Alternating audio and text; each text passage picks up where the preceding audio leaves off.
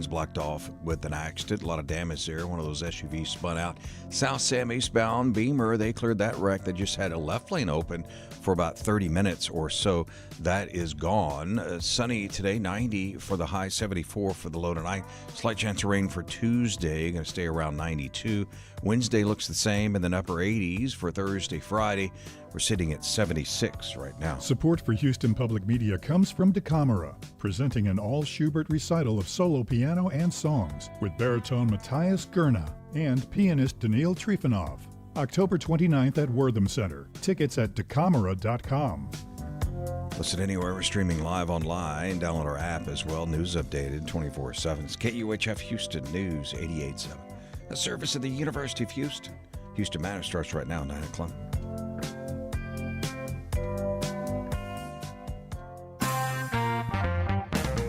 Last week, Governor Greg Abbott announced the Department of Public Safety is launching a new task force in Harris County, and it's aimed at targeting what he called repeat violent offenders. But questions remain about what this task force will actually do, how it'll operate alongside local agencies, and what role politics might play in its creation.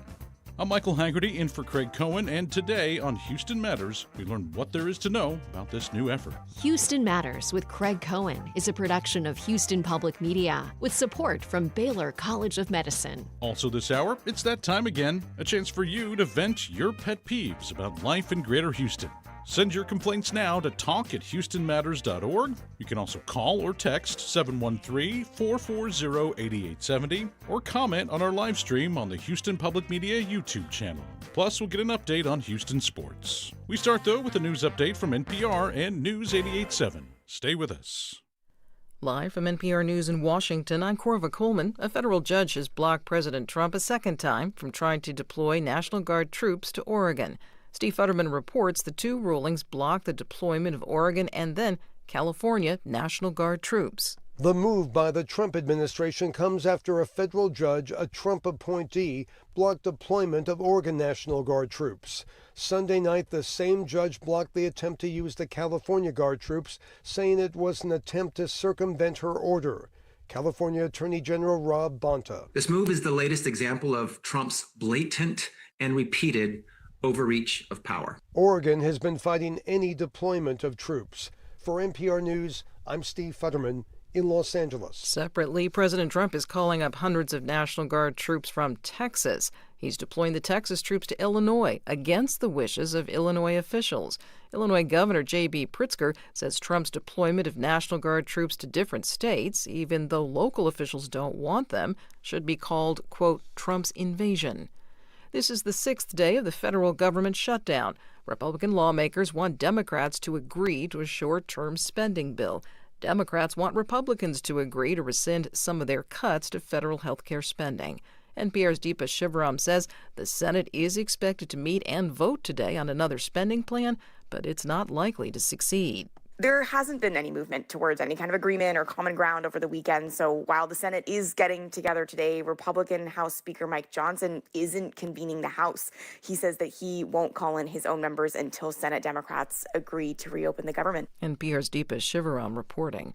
Despite the shutdown, the U.S. Supreme Court is opening its new session today. The justices have rejected an appeal from the former girlfriend of late sex offender Jeffrey Epstein. Ghislaine Maxwell has argued she should not have been convicted for her role in any of Epstein's actions. Stocks opened mixed this morning on news of another big computer chip deal. NPR's Scott Horsley reports the Dow Jones Industrial Average slipped about 260 points in early trading. Chipmaker AMD has reached an agreement to supply high-performance chips to the artificial intelligence startup OpenAI. The deal is expected to generate tens of billions of dollars in revenue for AMD, while also allowing OpenAI to accelerate its data processing build-out. OPEC and its allies have announced a modest boost in oil production. Starting next month, the cartel will pump an extra 137,000 barrels a day. Retail gasoline prices in the U.S. are down. And for the second time in about a week, there's a big recall on corn dogs. This one covers nearly 4 million pounds of chicken corn dogs sold by Foster Poultry Farms. Last week, Hilscher Brands issued a similar recall. Scott Horsley, NPR News, Washington. On Wall Street, the Dow is now down 280 points. This is NPR. Support for NPR comes from NPR stations. Other contributors include Drexel University, whose cooperative education program positions students to explore future careers before graduation. This is experiential education.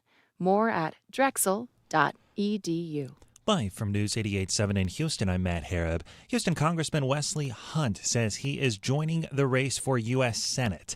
Hunt launched his campaign this morning. He announced that he's taking on incumbent Senator John Cornyn, as well as fellow Texas Attorney General Ken Paxton, who is also in the Republican primary. The two-term congressman told the Associated Press that he's been looking at polling over the last few months and determined that people are looking for an alternative to Cornyn and Paxton. He's a strong supporter of President Trump.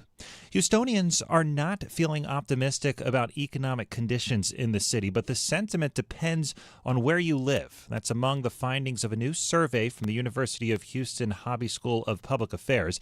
News 88.7's Alexandra Hart breaks it down. Respondents to the Space City panel living within Houston city limits have a worse view of economic conditions compared to those living in the greater Houston area outside the city. Only 24% of Houston residents say conditions are good or excellent.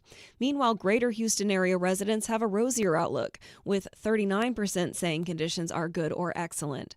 Here's Pablo Pinto, director of the Center for Public Policy at the Hobby School. It's not that the pessimism is something that goes across the board. Is that mostly impacts some subpopulations. And that's one of the issues that I think should be a concern. Pinto said that a majority of respondents pointed to the high cost of living as their most pressing financial concern. I'm Alexandra Hart, News 88.7. A Houston area woman is being held on $14 million bond after allegedly shooting her 4 children, killing 2 of them. Police say 31-year-old Oninda Romelis opened fire while they were all sitting inside a car. The sheriff of Brazoria County says she later called police to tell them about the shootings. Meanwhile, a paddle boarder died over the weekend in Galveston after being pulled from the water. Galveston Beach Patrol says first responders began CPR before the man was taken to the hospital. He was pronounced dead there. Red flags had been posted along the beach this weekend, warning of strong currents. This is one of 2 drownings in Galveston from over the weekend. We could see some rain this week after a good portion of the last month without. Today, we most likely won't get precipitation, but forecasters are giving it a 20% shot both tomorrow and Wednesday. Local officials had been calling out the elevated risk for fire danger over the last week due to a lack of precipitation. I'm Matt Harab, News 88.7. This is Houston Matters. I'm Michael Haggerty in today for Craig Cohen. Good morning. Coming up this hour, it's your monthly chance to vent your pet peeves about life here in Greater Houston.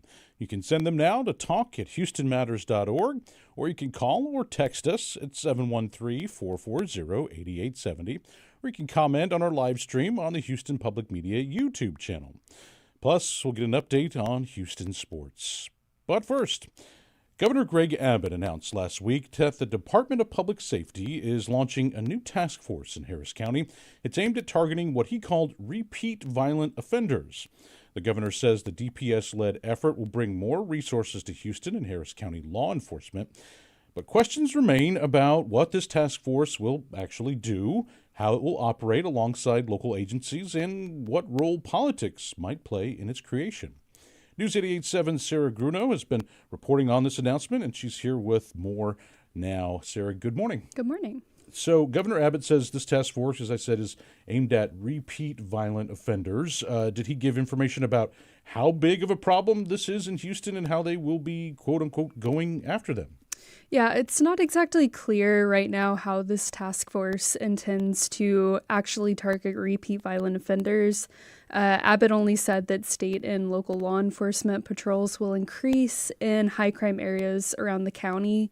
When asked why he chose Houston for this initiative, he just said there is interest in potentially expanding the task force in other parts of the state in the future.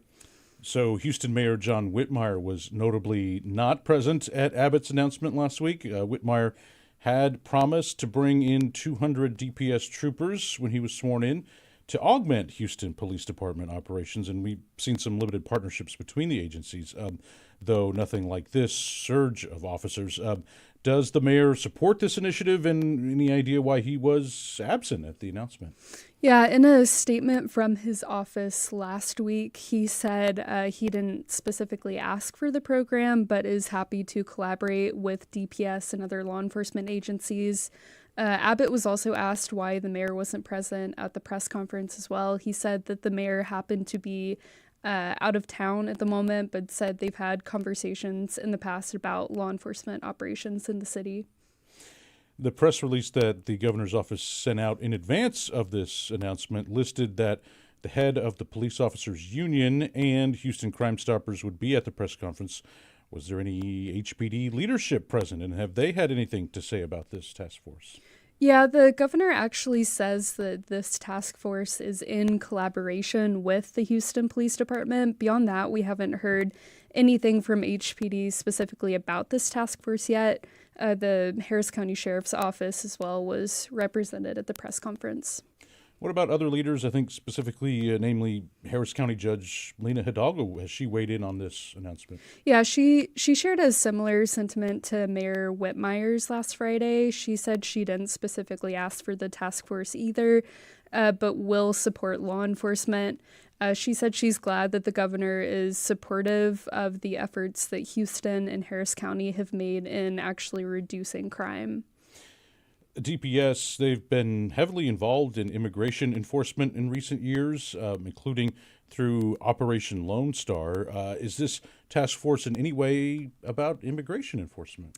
Yeah, the specifics of this task force are still largely unknown for the most part, and I don't want to speculate on that end. But what I can say is that the Department of Public Safety will apparently utilize assets from, in part, their Homeland Security Division, which is a newer state division that oversees border security operations and statewide intelligence efforts.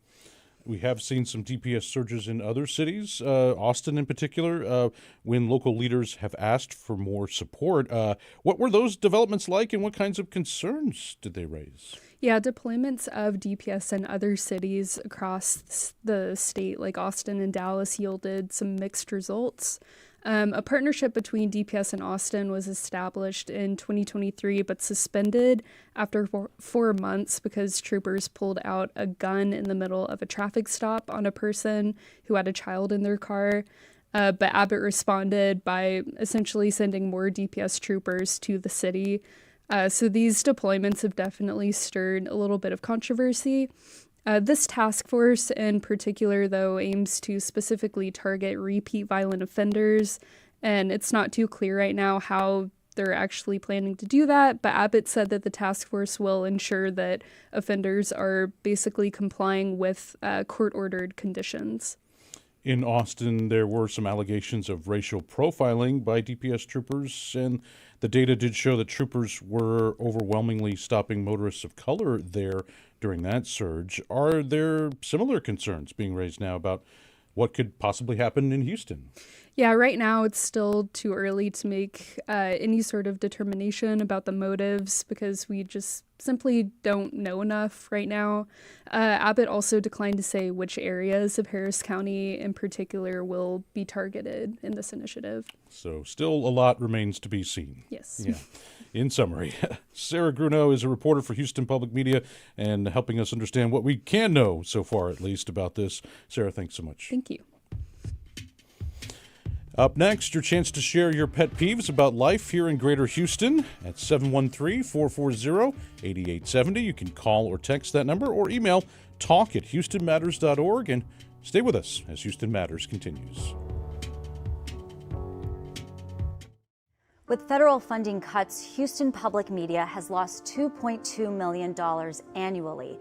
In response, we have launched the Resiliency Fund, an urgent initiative to protect the programs and services you rely on. That includes PBS Kids, that provides free educational programming to children and families across Greater Houston. Your support of the Resiliency Fund helps keep this vital service accessible to our community. Give now at houstonpublicmedia.org/donate. Meet and Co-Re, focusing on the artist's journey to self-empowerment. October 19th, more at mfah.org. Support for Houston Public Media comes from Terry Bryant Accident and Injury Law, sponsor of Hispanic Heritage Moments, committed to helping Houston injury victims get justice since 1985. Details at terrybryant.com. Houston Matters with Craig Cohen is made possible in part by Ellen Binhoven and Dr. Michael Schaefer, and with gifts from listeners like you. This is Houston Matters. I'm Michael Haggerty, in for Craig Cohen. Good morning. On the first Monday of each month, we set aside some time on this program to sweat the small stuff. In a conversation we call Houstonian Pet Peeves.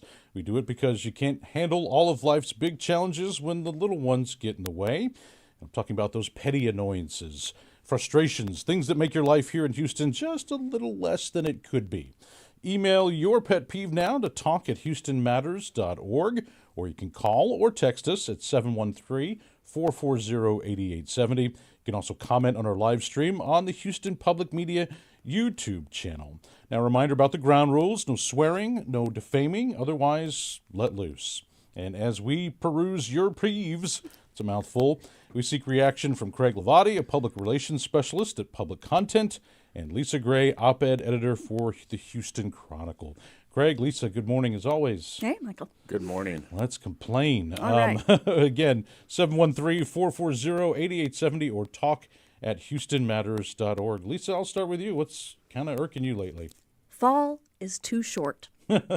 There is not enough of it, and we're not really sure when it starts here. It hasn't even begun yet, right? We had it like 4 weeks ago, right? There was a moment. I think it's when you can be outdoors at 10 a.m. and you're not covered in sweat. That's maybe when it starts. Maybe it started this weekend. Yeah. You get that, like, I don't know, it's not even that cool, but it's like 80, and you're like, wow, this is refreshing. Like, or when the sun starts going down sooner, you're just like, okay, cool, it's almost time for a hoodie. And then it's not. I was all. talking to Jared earlier, just the signs that it's quote unquote fall. Like, there's decorations, there's pumpkin patches springing up. Yeah. My wife has the pumpkin spice candles and things going in the house, and so the smells are there, and it's all this. We're trying to like tell ourselves we it's do that really well in Houston. Like, we really fallerize everything. It's performative. If we don't perform it, we won't notice it's here. Fall. It's fall. Yeah. Come on, everybody. But I'm sweaty. I'm not supposed to be wearing a hoodie right now. It's fall. It's October. Yeah. There was a year, a few years ago, like that I had my kids at one of their first Halloweens, and so we had them all decked out in their thick costumes and makeup stuff, and it's dripping like down their faces. It's sweaty, muggy, awful. You're like, God, it's just this unpredictability of the weather kind of begins now. And if you carve your jack-o'-lantern here, like more than 6 hours before trick-or-treating, it will like rot. We did that this weekend. We carved 3 jack-o'-lanterns at the house, and I already was looking. I'm like, oh man, we're gonna have to redo these soon. Because they're just going to bake in the sun. There's going to be pumpkin pie in the front yard. Like, it's just... Flies are already circling. There's a certain ghoulishness about the rot. Yeah, I like that. I kind of like that. Maybe not what you want. Was it your post that I saw? Somebody, a child that was like gagging at the side of carving I saw pumpkins? that, Yeah, I was like, it's not pretty, the insides. That's another... We had that also. We also had that experience, too, where they're just like, we didn't know there's so much inside. Like, you're doing like a pumpkin autopsy, and you're just like trying to... That's right. From the creators of Alien Autopsy. That's a deep cut. Sorry. Craig, what's irking you lately besides all those things? Really, we're in this really weird sports malaise right now, that I think we were riding high on this really big, like, Astros wave, and, like, we always come in so high on the Texans every single year, and right now we're just kind of like, we have to watch other teams in the MLB playoffs. You know what that's like. Yeah, I've been there as a Cubs fan, but I also root heavily for the Astros, so that's been a nice hedge plan for me. I will say though that it is kind of nice in October to have stress-free evenings. Yeah, right. October's always so busy, and to have to wedge in time to watch baseball. Right. Not and like worry now about it's kind of nice to staying just up to late. have, October off. Right. You know, First world problems. I don't have to worry about going to a parade. Right. I don't have to worry about being up too late watching the team on the West Coast or the East Coast. My pet peeves. Yeah, Too many championship parades. Yeah, it's good. We're tired. Just worn out on it. Yeah, we're done. We've already got some messages coming in, some calls coming in. Want to get to them as we have time. This one, this person didn't want their name shared, but said, this is interesting. I'm from East Tex Jensen neighborhood in Houston. My pet peeve is when a new drug house opens for business, and especially when it's near an elementary school. All the foot traffic of shady characters in cars coming and going day and night. The dangers these people bring is terrible for community, and maybe that's the point. Which brings me to my second pet peeve, the lack of law enforcement to do anything about it, knowing full well what has happened. So pet peeves include a new drug house having its grand opening. Well, part of it's like, it's cool for the economy, I guess, a new drug house, but then obviously, there's no parking. It's like Starbucks. Yeah, it's like they're just everywhere. That's not the plural for that. But yeah. as like, one of those like neighborhood association people who cracks down on stuff like this, call the cops. Yeah. Call your constables. They'll come patrol. Yeah. Do it. Yeah. Are they talking about vape shops or actual drug stores? No, like no, drug he's houses. talking about like drug dealer Not houses, like I believe. the Yes. THC barn or something. No, I think this is not legitimate businesses. Got it. Not a part of the legitimate businessmen's You can club. open those close to a It's school. not vape, whatever. Right. Sorry, I don't want to give anybody free plugs. I do. Yeah. I mean, I don't know if this is not necessarily a peeve, but just a question like, how many vape stores can a city support? You a remember neighborhood? mattress stores? Yeah, that's Back true. when there were so many, and Right. now we have vape stores. We had that. Yeah, I think when they closed those took the spaces in the strip malls. So maybe something pops up next. You drive by and they're always giving away free stuff. Right. It's always cool. You never have to buy Free ounce. Which again, how do they support? How can they survive? This is Houston Matters. I'm Michael Haggerty. We're in the midst of our a monthly round of Houstonian pet peeves, and we're taking calls 713-440-8870 or emails to talk@houstonmatters.org. Let's hear from some of you some more. Let's go to Marianne in Woodland Heights. Marianne, what is your Houstonian pet peeve? Hi. I'm really sick and tired of seeing all the bike infrastructure that's broken around the city. We have armadillos and signs and all kinds of, we call them the toilet plungers, those things that are like vertical signs. They're knocked down all over the city. I mean, either get rid of them or fix them. Yeah, and then armadillos, that's one of those like bumps in the road, right? Yeah. Not an actual armadillo. Oh, no. Yeah. We enjoyed those. The toilet plungers are interesting too because they're good for drunk drivers, I guess, so they know to stay in the lanes. It's good for them. Yeah, let's hope, yeah. But when you see them like trash, like it does not look good. Yeah, but it also reminds you how much you need the bike Exactly. infrastructure there. Yes. Maybe you need something bigger and tougher. Yeah. But at least this doesn't hurt the car. Exactly. Yeah, that's true. Let's go to another call here. Thomas in Montgomery. Thomas, our old pal. Thomas, good morning. How you doing? Okay. I'm sorry. In New Jersey, county clerks 10 days before the election day send out sample ballots to all registered voters, but they don't do that down here. You have to rely on a people called community impact, and they have new stores and new businesses and things like that. And they have an election issue, but their election issue doesn't come until well into the early voting period. It's like a week or more into early voting before they actually publish this issue with all the propositions and the candidates and all that stuff. And if you want to vote early, you're not given any information about who's running or the propositions or anything. Yeah, I could use those earlier so you can kind of have time to peruse that, right? Instead of having to rely on journalists. I do think the counties tend to publish the sample ballots early, so maybe if you go online, you can find it. I know that in Harris County, Harris Votes is a great resource for that kind of stuff. Okay. Yeah, good to remember that. That stuff is out there. Let's go. Let's see. I got an email here from Kim in Katy. Her complaint was about her postal worker who, she says, parks at my curb, gets out and walks a notice up to my door that they can't deliver my mail because my mailbox is blocked. For example, vehicle parked less than 5 feet from mailbox on a street lined with cars. The notice will say that my mail can be picked up at the post office. Then they walk past my mailbox back to his vehicle without delivering the mail, and mail delivery stops until I go to the post office to pick up the held mail.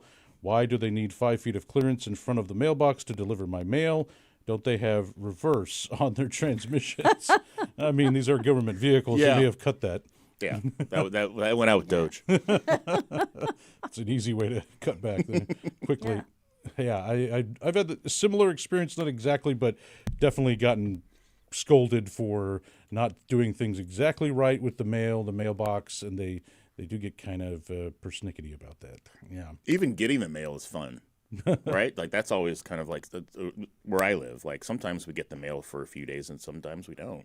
Oh. And then it's like Christmas morning. You get like all of the circulars and stuff you've been waiting for. That's right. For It's days July, and days to but throw yeah. away. Like I haven't Yeah. thrown I mean, anything like- away in a while. I have a great mail carrier. Can I just like show Please off for brag. a second? Fine. My mail carrier brings dog cookies for my Aw, dogs. man. You know, they're like Wow. waiting for her. She always brings the mail. I think that's just to We keep love from her. being attacked. I think that's no. Fine, bribe them. Bribing Better the than pepper dogs. spraying them. What's That's the true. story every year is that Houston is the worst for postal attacks, I think.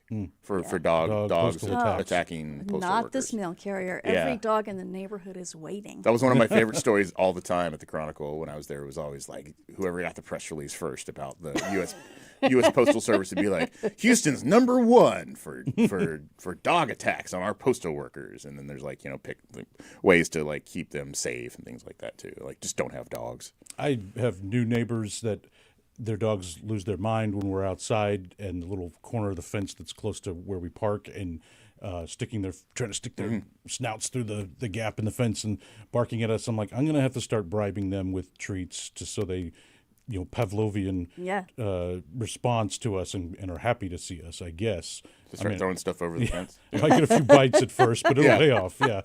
Just grab a few burgers on the way home. Children might lose some fingers in the process, but it'll be worth it. Just throw them over the fence. Yeah. Okay, let's see what else we got. We got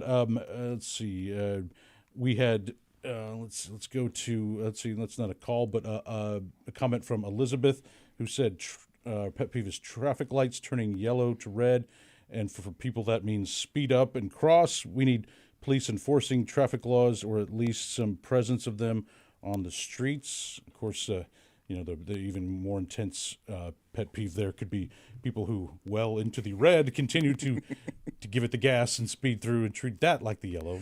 Me and Lisa were talking about that in the little green room over here. Yeah. I thought you were going to say, me and Lisa were doing that on the way over. Well, I do anyway. Like, and I'm in a hurry. But no, like there's just no enforcement anywhere. So It's we're a peeve when it's someone else who Yes. does it. Oh, yes. Yeah. Driving Well, we do while- it. There's a good reason. Yeah. Yeah. I can give you 5 good reasons why I'm doing it. But no, enforcement in other cities is real, and people know it. Yeah. I mean, other cities do have red light cameras frequently. We don't. Yeah, there's not as much enforcement here. You feel like you and it's easy when you leave town and go somewhere else to forget that, and you have to be like, oh, right, I have to maybe pay attention to the speed limit because I could get a ticket in this town. Yeah, or And I'll stop signs don't mean much anymore either. Yeah. That was more of a suggestion. Yeah, I think. that's always just like, Yeah. it's just part of the decor. Yeah, and I'd say one I had from, since we're getting into driving, which always ends up happening. Yep. One I had on the way here was, that whole thing where you start to change lanes and someone 2 lanes over also starts to go for that spot, and you both make the move. And, hopefully you both see that and whoop, veer back and nothing happens, which is what happened today.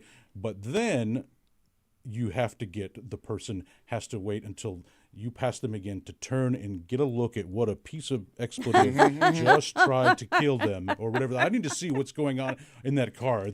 Is he juggling in there? What is he doing? He's not driving. What sorry excuse for a human being just did that Just thing. let it out, man. Yeah, Let it out. That also, it's like, hey, you also were a part of that situation. But no, they have to see what kind of terrible human being. That's why I have really, really, really dark tints, so they can't see what kind of a horrible human being I am. See, like so angry. I'm sorry. I do this little wave. I twinkle my fingers, like, thank you. It's not what they're going to expect. So yeah, it's smart.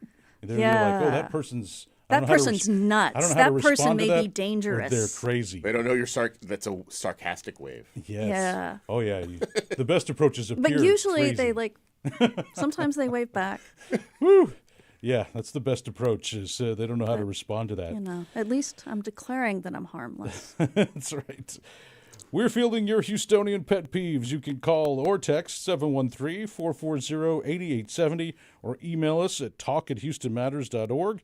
More of our group moan session and more from guests Lisa Gray and Craig Hlavaty is ahead as Houston Matters continues. Do you have the time to listen to me whine about nothing and everything all at once?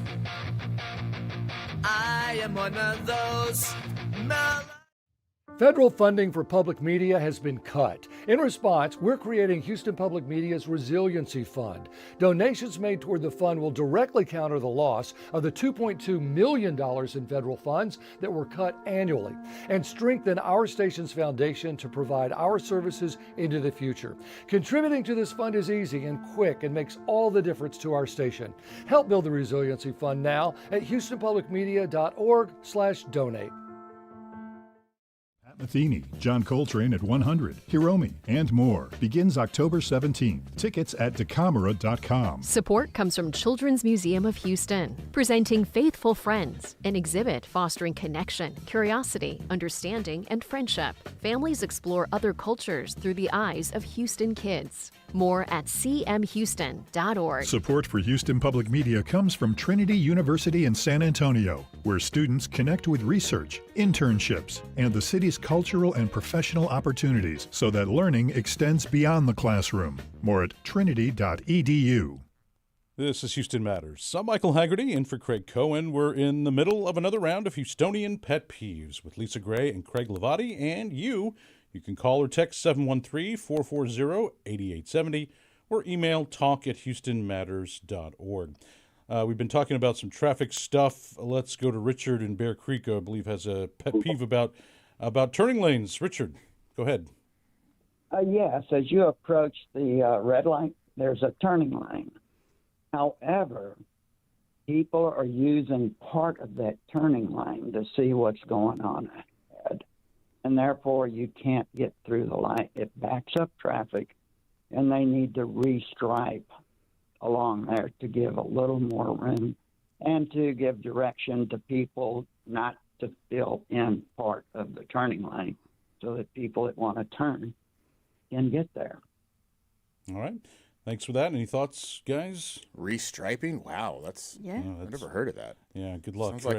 Sounds like a foreign concept. I don't understand that. Right. Like some sort of weird hipster thing. I don't get it. Or like the freeway lanes that you can't see the lines anymore, and you're like, am I in the lane anymore? Did y'all see Montrose, like just last week, freshened up those rainbow crosswalks with nice shiny paint and bright colors? And it's just a mood lift, I'm all for restriping things. Yeah. I walk through that intersection a lot, too. It's nice to see that again. I wish that we had those on every intersection, just like colors anyway, just so people knew where to walk. Or crosswalks. Yes, crosswalks would be great. Like some what are those things called? A lot of streets don't have crosswalks at all. Yeah. But one at least has one gorgeous one that gets refreshed every couple of years. Yay. So I guess I should celebrate that while we got it. Yeah, we gotta do what we can, but we'll gripe about the rest. Yeah. Let's see. Let's go to Phil, who's in Jersey Village. Phil, what is your Houstonian pet peeve? Well, you look up something you want, and you find the store, and you see the address there. You go out there, and there are no addresses posted so often. It's like, where is this thing really? Or so that then it's frustrating. You drive around the block a few times and trying to figure out where it might be. And then my other one is these people who always have to back into their parking spaces. If you're behind them, you're not sure what they're doing. And the other thing is if they pull in one and there's an empty one behind them, well, then they're backing into that. I'm thinking, am I walking in there and am I going to get hit? Or if somebody pulls up behind them and they get hit by the car, or, it's just ridiculous. And that's my beef. Like the guy this morning, I was pulling into the parking lot. The guy in the Toyota Tacoma that's gray was back. Oh, that was you. Yeah. Okay. That was all right, great. man. I saw that. I noticed that too, and I immediately thought, I was like, he's gonna bring that up. I hit the curb too, so my depth perception is not what it used to be. Appreciate your honesty. Elderly millennial, my mind and my eyes are going. So But I knew your you were Tacoma gonna. can I knew take you a were gonna crowd. bring that up. Wow. I didn't have a problem with it because I knew you. Because I had the opportunity to back in. I was like, oh, because I'm going to go out that way to go back to the office. See, like I've always wondered why Houston does that more than other cities. Somebody told me it's because at petrochemical plants they tell you to back in so that you can evacuate quickly. Oh, yeah. I always thought like, okay, is it because like trucks sometimes are a little harder to see out of, and like, I don't want to back over a kid or something like when I'm trying to get out. Also, you just feel cool when you do it. Yeah, just backing in. You know, just practice for whenever you get the boat. Yeah, get the boat out exactly. of the lake. Yeah. It's one of the first things I learned was to back in. Yeah, yeah. So yeah, I've definitely seen that, Phil, and sometimes it irked me too when it's sort of like bogging down the. So there is a method to the madness, but lot. That's another thing too. Houstonians are horrible at parking garages. We do not know how to drive at all, but parking garages are even worse because I drive from one parking garage to the other. And for some reason, there's people when they drive in parking garages, they don't realize there's 2 lanes. Oh. So they're just straight down the middle. Right. So then when you come around the turn, they're like, oh, they freak out. Like, I can't believe other people work here, live here. I can't imagine. So Newsflash, like a private driveway. Other people exist. Yeah, exactly. Newsflash, other people exist. Yeah, yes. That's the whole thing. I get it. Yes. Okay, let's see. We've got Samuel in Houston. If he's still with us. Sammy, what are your Houston pet peeves? Yeah, mine is, why is Texas not legal for marijuana? I mean, we're missing out on so much money for law enforcement that cry about their funds. Educators, the school system will get so much money.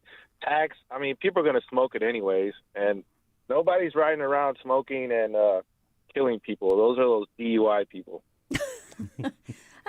I think if you're high enough, your traffic infractions might go up. But there is a good question. Why? You know, I mean, like I think we've been thrown a bone lately, especially with the recent legislation, you know, like now TABC is sort of like, you know, handling that. I'd love to see it legalized too, just because I'm just sick of hearing about it. You know, like I think it should just give us this. Please. Just give us something. Just give us this. But like, else. even the stuff they sell at, like, you know, we were making fun of the vape stores and stuff too, but just because they proliferate everywhere. But like, there's like that stuff is pretty close to the real thing. You know, it's like one molecule off. So what are we really? What are we haggling about? Yeah, in some ways it's Yeah. pseudo legal. Yeah. Unregulated. Yeah. Which is why the legislature was taking that up. Like, if you look around, like, it looks like it's legal anyway. Like, I was driving across the state not too long ago, and, like, there's vape stores and there's THC stores everywhere. You know, so you wouldn't know by looking around. It's a good point. Yeah. It's a good point. We had someone else say legalize gambling. So, hey, while we're at it, just everything is now legal. All of it's legal. Gambling is going to be a harder one, I think, right? Yeah. Gaming. The term gaming. is gaming. Sorry, gaming. Yeah. I don't know. A lot of people want to do sports betting. But where do you put it? Oh, every gas station. Yeah, well, you know, if you've been to Louisiana, they find room. My folks are those gas station casino people. So. Yeah. Ah, yes. Right, hanging around there.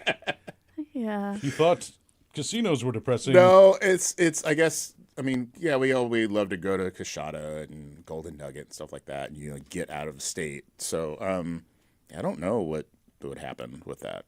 But where would so it be, though? Fascinating that we have like these two strands. We want to legalize all these things that used to be considered sort of sinful and dangerous, and at the same time, we're putting the 10 Commandments in classrooms. You know, Texas is wild. Yeah, interesting place, I should say. We are in the midst of another round of Houstonian Pet Peeves. There's still time to get yours in at 713-440-8870 or talk@houstonmatters.org. We had a text from D who had 3 peeves. 1, people parking their cars across the sidewalk in the absence of curbs. People put boulders. You can't see them at night. Other one, noise in the city, 18-wheelers using engine braking. And also pickups with train horns racing at all times. Yeah, that's obnoxious. Good grief. I think I mean fun sarcastically. The little fun like car meetups and parking lots in the middle of the night. Those are fun too. You know. You mean as far dangerous? Dangerous. Yeah. Well, everything good that's fun is dangerous. Yeah, exactly. But yeah, there's all these little like car shows, and they get out on the freeway and stuff like that. I'm an old man. Yes. So shakes fist at everything. Yeah. Hits curb as he backs up. Yeah. Never backing in here ever again. Uber here. Whoops. We had a comment on YouTube, and I saw that it was from a person named Dallas, and for a second I just thought the pet peeve was Dallas. Mm-hmm. But anyways, Dallas said, slow drivers in the fast lane, the age-old. If they move over, then there wouldn't be a need to illegally pass on the right.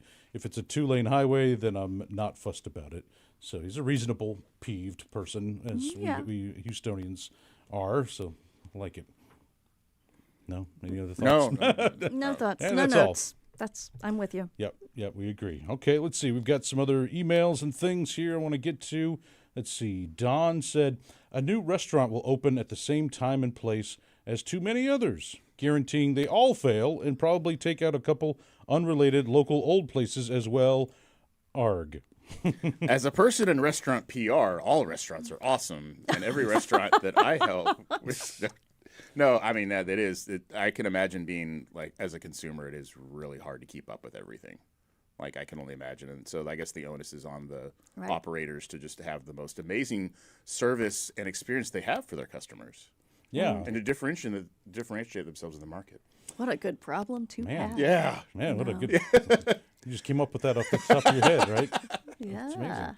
Yeah, I mean, restaurants, we know, like, the margin is slim, and ones that you think are really popular and successful still often close, and it's amazing and disappointing sometimes to see you, but also as a consumer, it's like, man, I love that place, but I can't eat out every night, and I got to mix it up. I'm not going to go to the same place over and over and over. And rent and supplies and the supply chain is just brutal for small businesses too, and like they're trying to keep their people there too. They're trying to keep their people paid and compensated and stuff too. So when you go out, just like have extra tender loving care for the staff too, if you can.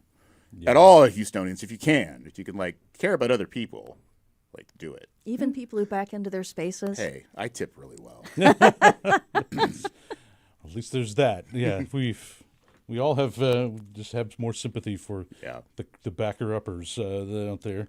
Never doing that again. All right, this email from Israel who said, hello, y'all. Now that weather is nicer, more people are outside. My pet peeve is pet owners with a retractable leash taking the whole street, sidewalk, or trail, and they think that we all love their pets. Yeah, I guess. Not everybody feels the same, I guess, about your dog. That must be a 20-foot leash. There is that. There's a whole war against retractable leashes, like, right? Like, what's the reasoning behind it? Like, as a former dog owner, like, I'm trying to remember, like, what is it? Because they don't always retract. There's not discipline, I guess, too. Yeah. Like they stay farther away from you. They just realize they can just run away as much as they want. Well, within reason. 20 feet away. Yeah, okay. Hit that button, yeah. Yeah. Let's see, we've got a call from Danielle. Danielle, what is your pet peeve? Hey, good morning. I think that it's amazing that Houston drivers seem to understand driving on the right side, driving on the left side. We're on a normal road. And then we go to cross a boulevard or turn into a shopping complex, and suddenly everyone turns into the left side of the road, not the right, and then looks at you like you were saying earlier, like you're the problem. Really, they're just on the wrong side of the road, and it'll never make sense to me. It's like you're suddenly in Europe. Yeah. I think it's those wonderful U-turn lanes under the freeway, which are great under the freeway, but then we approach those cutouts in the turn to turn left on a surface street the same way. Like, I'm just going to U-turn that, but now I can't see past the other car that's also trying to do that the other side. Yeah. I do a lot of talking with my hands on my steering wheel. I don't mean finger or anything like that, but like I do a lot of like that really demonstrative. Waving, gesturing. So if you look back, it's just just like disembodied hands, just like with and they're rings thinking, on. why doesn't he put his hands on the steering wheel? That's how I communicate. Yeah. That's clear. The flicking of the fingers. I understand. Very dramatic hand gestures. Understood completely. They don't teach that in driver's No, ed. they don't. Yeah, I had to learn that. Sorry, Mr. Schulke. That was all on me. So. We had another caller who just was annoyed about people reversing into parking spots. So all right, I get it. So, I get it. It said, "This means you, Craig." No, Craig, yeah. No. I get it. You bet the other Craig. Yeah. This one is a person after my own heart, thinking about production quality in radio. Oh. Curtis says, "People being interviewed over the radio, talking over a speakerphone." Or I'd say, like, in general, people walking around talking into the speakerphone. Yeah. Not a huge fan. Did people learn that from, like, reality shows? Because, on reality shows, they have to do that, so then, like, the camera can pick up the sound. So I think that there was, like, some sort of thing happen along the way, like, we evolved into thinking that that's how you use the phone. The shape of the phone is such that you get weird neck issues. Yeah, so then you just have to yell into, like, yell into the thing. Yeah. I mean, that's where the microphone is. The important thing is that you yell. However you hold it. Or I see people that, then you get all the noise like at the around grocery you. store, they'll like be talking into the thing, and then they'll like do that. Like it's yeah. It's like the old little rodeo. Back and forth. Yeah. It's like a walkie-talkie. Yeah. It's got a microphone on it. They can hear you. Over. You just do this. Yeah. But I just wear AirPods, so then I just look like I'm just talking to myself. Yeah. That's the fun part. Yeah. Now, we've created a world where someone talking to themselves doesn't mean anything. Telling everybody at HEB that I love them. And I'll be home soon. For once, spreading joy around you, Craig. I'm like, he's going to a better place. Fantastic. See you there. And a comment on YouTube, it said, my highway pet peeve are, I'm going to learn a term here, swangas. Oh, the rims that have spokes that stick out a foot from the rim. They're apparently unique to Houston car culture. There's not too many of them, but trying to pass them for the first time was pretty jarring. I imagine, if you're already in Houston trying to adjust to the freeways as a new Houston driver and you see one of those. Maybe if we all had them, yes, we would be better drivers. No, they need to be rare. It's like spotting, an maybe elephant. It's a safety thing we don't even realize. Like, you're not going to drift in your lane if there's, like, giant spikes on the other. Right? Yeah, maybe across we the line. all need them. That's called mutually insured destruction. Yeah, exactly. Yeah. But the Cold War was the only arms race that didn't end in the use of those arms in a massive. So maybe you're onto something. So everyone get your swingers, which is okay. I think we could all do it. Well, I'm glad to learn that term because I hate trying to. My pet peeve is not having a word to describe something. Have to verbosely try to and not knowing the rims with the spokes. There's things with the yeah. I don't like saying the word because I feel like really like ancient and like that's true. Dorky. Swangas. Yeah. Yes, using the street term for it. I believe it's called ice or crack cocaine. I believe the drug house. The young people. Yes. The house of ill repute. Sorry. Let's see. A couple more to squeeze in here, I guess. We've got this one. Store layouts. This is from David. Every single retail chain from HEB to the Home Depot has completely different layouts for each store. If I had to guess, I'd say this might be the result of constraints and conditions dictated by city codes, the location, size, shape of the lot, etc. But seriously, y'all could do better. Could there be some other, perhaps nefarious point to making each store a different lab rat maze? Maybe they're hoping that in our confusion and bafflement, we'll do some impulse buying. Well, that's probably true. There's a science to it. I mean, like, milk is always at the back left of the store, so you have to go far. Impulse buys are at the front and at the register. It's smart. I don't know how it may differ, like, from location to location depending on neighborhood preferences. Yeah. I would love to see some stuff. Well, they'll change things up every few years, too, which is always fun. And if just to keep you on your toes. Yeah. If the layout of every HEB were the same, I'd be able to, if I were trying really hard, get my eyes down, focus, and go straight to the back to the milk, get it and get out, more likely. But if I've got to find my way there, I'm much more likely to find, donuts, junk I need. Yeah. Tortillas. Yeah. Chips. Yeah. And now I kind of half suspect that, those giant carts that they use to load up the, orders for pickup are there as traffic impediments because they slow us down and you're standing there staring at all the peanut butter thinking, and they never use maybe their I indicators. need the peanut butter. Yes, right. They never use their indicators. They don't use the turn signals. No. I do like that the little scooters that you can get, cart scooter things, have the beeping backup thing. Mm-hmm. Yeah, you can back in. Yeah. It's you can back into your parking spot. Yeah. Wow. Callbacks. Back into the fruit department. That's right. Let's see. Let's go one more caller before we run out of time here. Gerardo, South Houston. What is your thoughts?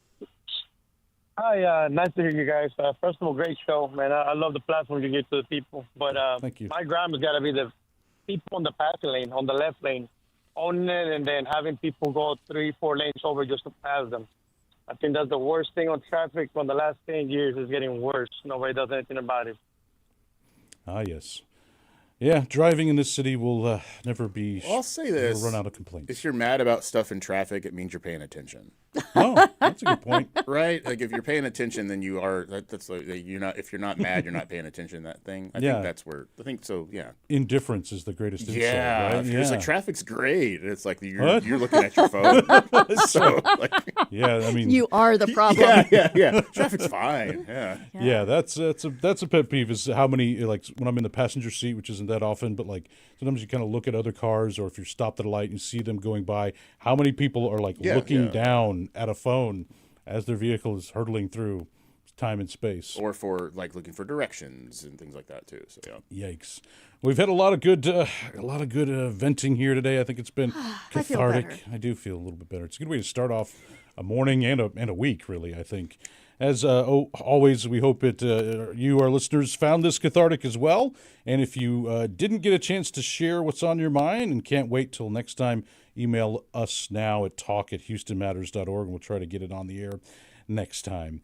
Craig Hlavaty, Lisa Gray, thanks so much for sharing your complaints. All right. Thank you. And still to come, we'll check in on the Texans game against the Ravens and other news in Houston sports. Stay with us as Houston Matters continues. Hello, I'm Josh Adams, General Manager of Houston Public Media. This station just lost $2.2 million in federal support annually. To keep our station strong, we've launched the Resiliency Fund, powered by community members just like you.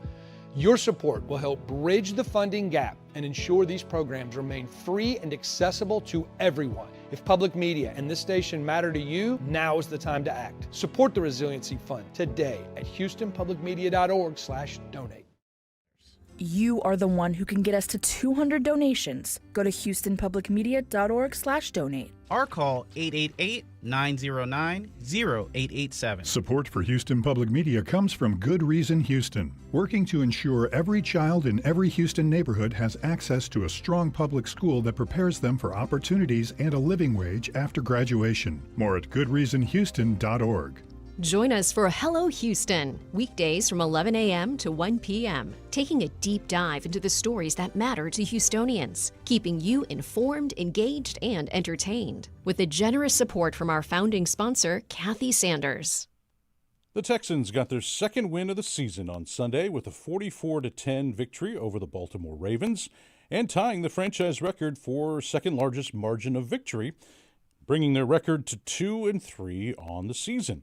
Here to discuss whether that was more about what was going on with the Ravens than it was about what was going on with the Texans and other developments in Houston sports is Jeff Balke, who co-hosts the Bleav in Astros podcast. Good morning, as always, Jeff. Good morning, Michael. So, was that win more about what the Texans did right or more about the marquee names Baltimore had injured going into Sunday's game? Yes. It was both. I mean, listen, Baltimore has not been great this year. They came in 1-3, even, injuries notwithstanding. Their defense is dead last in points given up per game. Their offense has not been great despite being tremendous last year with Lamar Jackson and Derrick Henry. It's not the same Baltimore team that we saw last year. I think that's pretty clear. But yeah, having a number of all pros missed the game, not the least of which was Lamar Jackson. The Texans were really able to focus in on Derrick Henry. They didn't allow him to get any kind of run game going defensively. And then offensively, they really picked apart a defense that was just ravaged by injuries and had a different signal caller on the field. It was encouraging to see the Texans go out and actually do that. We've seen times in the past where the Texans have gone out against backup quarterbacks and teams that have injury problems and have not won. So there was an encouraging sign, especially coming on the back of another pretty solid, if unspectacular win against Tennessee. Yeah, they had to actually go out and do that, and if they hadn't, that would have been pretty rough. Starting off the season 0-3, the Texans kind of had some trouble doing anything on offense, and the defense struggled to finish off games as well. They seem to have kind of turned that around with these last two games. Do you feel like there's some hope there, or just a factor again of how bad the teams were that they were playing? Well, I do think there is some encouraging news there. I think you're seeing C.J. Stroud spread the ball around to a lot of different receivers. That's really important because that's when he tends to be at his best. The offensive line has done a good job of blocking both in the run game and the passing game. We've seen good running efforts from both Nick Chubb and Woody Marks. Woody Marks seems to be a great blocker in the backfield as well. He saved a couple of sack possibilities. I think it's been encouraging on offense. Now, they've played two teams who are two of the least effective pass rushing teams in the NFL in the last two games. So we're going to have to see what happens when they go up against a stouter defense. Now, they're coming out of the bye week against Seattle. That will be their first real test. Seattle's a really good defensive team, and they should push them in that way. I think defensively, the Texans are good, and I think everyone expected them to be good. We'll see if that translates, if the offense translates from these two games over to the next, post-bye part of the season. Let's talk about basketball. The Rockets get their preseason games underway this week, starting tonight when they face the Atlanta Hawks here at home. Looking ahead to the season, there will be plenty of attention on who's there, namely new addition Kevin Durant, but also who's not, namely point guard Fred VanVleet, missing most of the season. He tore his ACL. What should the casual fan know about how this team is shaping up? So this will be a very good team, much like last year. Their biggest struggle last year was scoring, primarily because they just didn't have a lot of good shooters. And this year they will have that in Kevin Durant and also Dorian Finney-Smith when he returns from injury, who's a very good 3-and-D type player. This is going to be an elite defensive team. They should be in the top 2 or 3 defensively like they were last year. It's a very athletic, very long team. This is a team with 3 guys that are over 7 feet. If you count Kevin Durant, this is a team that can run a jumbo lineup out on the floor with their smallest player being 6'7" and still be able to switch against athletic teams. It's going to be a very difficult team to beat. The question is, how do they deal with injuries and how do they deal with missing Fred VanVleet, who really was the glue on the floor and basically a floor general for them? How are they going to fill that void with him out? And is it something that's going to be figured out in these preseason games, or they already have a plan decided for that? I think it's going to be a matter of a combination of Amen Thompson, who is a rising star in the NBA, playing point. He's not a point guard, but he does have a lot of those point guard skills that you would like him to have, and he started to see some improvement on his three-point shooting at the end of last year. I think the real wild card for the Rockets this year is going to be Reed Shepherd. They drafted him 3rd last year in a very, very weak draft class. He didn't get a ton of time on the floor, but when he did towards the end of the season, he started to show some promise. He shot better than 50% from 3 when he was in college. He was an outstanding steals leader in college as well. He's got good offensive game, very, very good passer. I think the key is, can he play in the team defensive scheme with the Rockets, which was something that held him off the floor a bit last year. If he can, he's probably their best bet to help shore up that point guard position. They also have Aaron Holiday, a veteran backup who can be trusted with that spot for spot minutes throughout every game. Is VanVleet out the entire season, or is there a chance for him to come back? Well, ACLs are notoriously tricky. There is some thought that maybe he could return for the postseason, but the fact that he tore his ACL a week before training camp is not great. The way modern surgical technology works today, it's much better than it used to be. It's not a full year typically, but we'll just have to see. I would say at this point, the Rockets will definitely need to consider the entire season without him. Whether they can get him back for the postseason is a different story. What else, briefly, are you looking forward to, interested in seeing from this team as it takes shape? I think this is a very intriguing basketball team because it's assembled in a way that's quite different from a lot of other teams. They have a lot of big guys on this team. but all of them are athletic. You've got, Alperen Şengün and Kevin Durant and Jabari Smith Jr. and Steven Adams and Clint Capella's back. And they have a lot of guys who are tall and long and athletic and have really high levels of defensive ability. I think it's going to be a very tough matchup night in and night out for other teams because the Rockets are very physical. That's how they play the game. The question is going to be, can they be better shooting the basketball? They should be. They have better options shooting the basketball this year, and you should see some improvement from a few guys. If they can shoot and keep their offense in the top, say, 10 to 12 range in the NBA in terms of offensive efficiency, they're going to be very hard to beat, and they should be considered among a few of the better teams in the NBA. Jeff Balke co-hosts the Bleav and Astros podcasts and joins us most Mondays to update us on Houston sports. Jeff, thanks as always. Thank you. And that does it for this hour of Houston Matters. Our team includes Joshua Zinn, Brenda Valdivia, Micho Jacob, and Laura Walker. Jared Carroll's our technical director. On tomorrow's show, we learn how the living conditions of death row inmates in Texas is changing. We also hear from comedian Maria Bamford ahead of some performances in Houston this week, and we preview Houston's Korea Festival. I'm Michael Haggerty. Join me tomorrow for those and other Houston Matters.